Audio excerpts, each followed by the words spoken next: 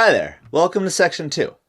Last section you got oriented with the guitar and learned all the foundations to move forward.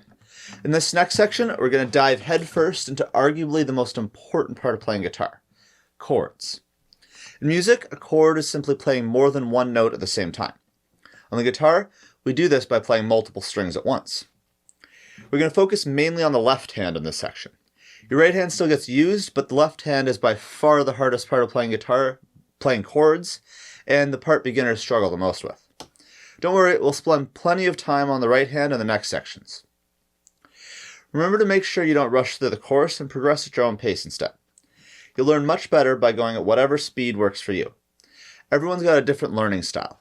Some students like to rush through and get everything done as fast as possible, while other students prefer to really take their time and master each concept before moving on.